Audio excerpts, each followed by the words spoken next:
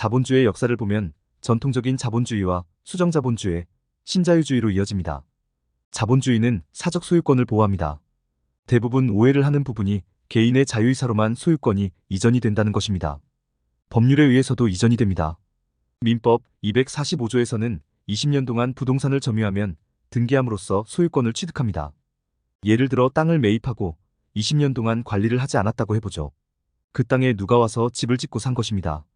20년 동안 평온 공연하게 살고 있으면 사는 사람은 등기하면서 소유권을 취득합니다.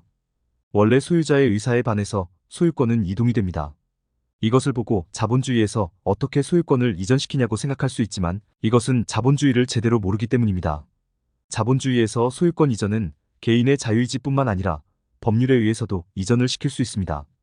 외국환거래법 제6조에서도 천재지변 등으로 개인의 지급수단, 귀금속을 정부기관 등에 보관 또는 매각하도록 정부는 명령할 수 있습니다.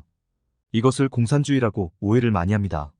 자본주의에서도 정부는 강제로 개인의 소유권을 빼앗을 수 있습니다. 단, 법률에 의해서만 가능합니다.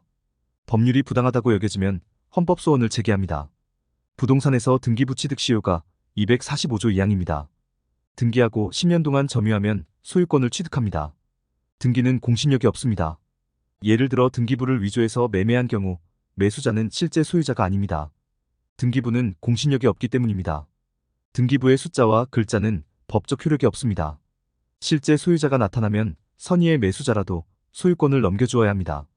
하지만 등기를 하고 10년이 지나면 소유권을 취득하게 됩니다. 잘못된 등기부라도 등기하고 10년이 지나면 실제 소유자는 소유권을 주장할 수 없습니다. 1930년대 이전까지 전통적 자본주의에서는 남에 대해서 신경을 쓰면 안 된다는 사상이었습니다. 남이 굶어 죽든 말든 신경을 쓰지 말아야 한다는 입장이었죠. 그래야 자본주의가 제대로 작동한다는 사상이었습니다. 개인의 이익을 최우선으로 생각해야 한다는 것입니다. 1930년대 미국에서 실업률은 20%대를 기록합니다. 여기서부터 사람들은 다르게 생각하기 시작합니다. 마을에 빵집이 있다고 생각해보죠. 전통적 자본주의에서는 나만 열심히 일하면 사회도 잘 작동이 된다는 것이었습니다. 1930년대 대공황으로 열심히 일만 하던 빵집도 문을 닫게 됩니다. 실업률이 높아지면서 빵을 사 먹는 사람들이 줄어들었기 때문입니다. 사회는 더욱더 살기 어려워집니다. 이때 케인즈라는 경제학자는 등장합니다. 기존 자본주의를 강하게 비판합니다. 그리고 뉴딜 정책을 주장합니다. 정부가 일자리를 만들어야 한다는 것이죠. 현재에는 당연한 이야기처럼 들릴 수 있지만 1930년대에는 당연한 이야기가 아닙니다. 남을 도와야 한다는 자체를 이해하지 못할 때입니다. 경기 침체가 가속화되면서 정치인들의 지지율은 하락하게 되고 정치인들은 케인즈의 조언을 듣게 됩니다. 뉴딜 정책을 시작하게 되죠. 수정자본주의의 슬로건은 요람에서 무덤까지였습니다. 국가가 개인의 삶을 태어날 때부터 죽을 때까지 책임을 준다는 것이었죠.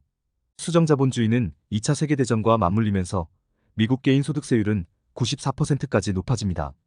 이후 낮아지기는 했지만 1970년대까지 70%였습니다. 사회가 안정이 되면서 개인들은 세금에 대해서 불만을 갖게 됩니다.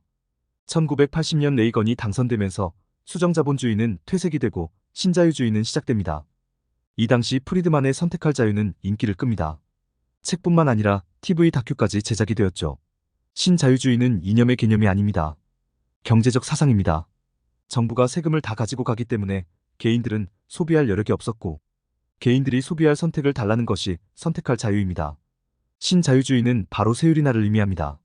레이건 정부는 소득세율과 법인세율을 본격적으로 인하하기 시작합니다. 세율을 인하하면 세수가 감소합니다.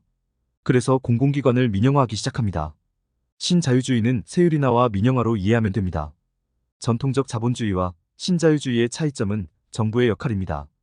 신자유주의는 경기가 침체되면 정부는 재정을 쏟아서 경기를 살려야 한다는 것입니다. 전통적 자본주의에서는 정부의 역할을 부정했습니다. 정부가 시장에 개입하면 안 된다는 입장이었죠. 현대 자본주의는 남을 위한 자본주의가 아닙니다. 자영업자들 중에서 월 100만 원도 벌지 못하는 경우가 많으면 이것은 남의 일이 아닙니다. 내가 일하는 회사의 상품이 팔리지 않으면 나도 회사에서 퇴출당할 수 있기 때문에 실업자를 줄이는 것이 바로 나를 위한 일입니다. 미국은 가난한 사람들을 지원하지 않습니다. 복지가 열악하죠. 왜냐면 가난한 사람을 지원한다고 나에게 이득이 되는 것이 없기 때문입니다. 나의 세금이 나에게 이득이 없다면 지원하는 의미가 없죠. 반면에 실업자가 있으면 세금으로 실업자를 구제합니다. 왜냐하면 실업자가 늘어나게 되면 경기 침체가 발생하고 나도 실업자가 될 수 있기 때문입니다. 자본주의는 공동체 개념이 아닙니다. 개인으로부터 시작이 됩니다. 개인의 행복을 위해서는 실업자가 없어야 한다는 개념입니다. 동양이 공동체를 중시한다면 서양은 개인을 중요시합니다. 서양인들은 개인적인 관점에서 사물을 이해합니다. 2020년 팬데믹 때 서양에서 재난지원금을 뿌린 이유는 공동체적인 관점에서 뿌린 것이 아닙니다. 남이 죽으면 나도 죽는다는 세상에서 뿌린 것이죠. 경제가 잘 돌아가려면 가난한 사람들에게 돈을 뿌리는 것이 아니라 경제활동을 할 수 있는 사람들이 경제활동을 할 수 있도록 해주는 것이 중요합니다. 미국에서는 지원책이 공적부조보다 소득공제에 치중되는 이유입니다. 일을 해야 혜택을 주는 것입니다. 일하지 않으면 미국에서는 혜택이 거의 없습니다. 현 정부는 자본주의에 대해서 잘못 알고 있습니다. 지금처럼 실업자들이 많아지면 정부는 실업자를 줄이는 정책을 해야 합니다. 왜냐하면 현재 직장을 다니거나 공무원들도 결국에는 구조조정을 당하게 되어 있기 때문입니다. 실업자가 많아지면 물건을 판매할 수 있는 대상이 줄어들고 기업의 이익이 줄어들면서 경기 침체는 갈수록 악화되기 때문입니다. 자본주의에서는 남이 죽으면 결국 나도 죽는다는 것을 기억할 필요가 있습니다.